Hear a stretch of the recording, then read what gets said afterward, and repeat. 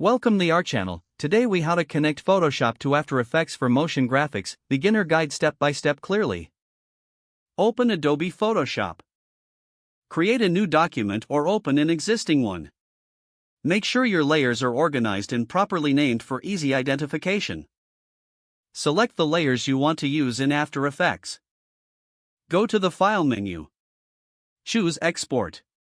Click on Export As. In the dialog box, select the file format you prefer, such as PNG. Click Export to save your files. Open Adobe After Effects. Create a new project or open an existing one. Go to the File menu in After Effects. Select Import. Choose File from the drop-down menu. Locate the Photoshop file you exported. Click Open. In the Import settings, select Composition. Click OK. Now your Photoshop. Double-click the new composition to open it. You can now animate your layers and add effects. If you make changes in Photoshop, save the file.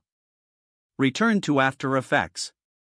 It will automatically update the layers in your composition.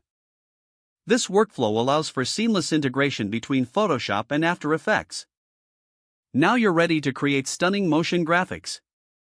If the page does not load, refresh the browser or try again in a private or incognito window. Make sure you are using the correct email address, then retype it carefully to avoid small typos. If your password is not accepted, use the reset option and create a new strong password you can remember. Check your spam folder for verification or security emails, then complete any requested confirmation steps. Enable two-factor authentication if available to improve account security and reduce unauthorized access risk.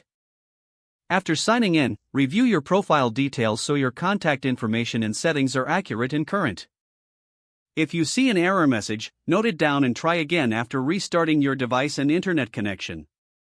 Log out when you finish, especially on shared devices, to keep your account and payment information secure. Don't forget to like this video and subscribe to our channel for more step-by-step tech guides.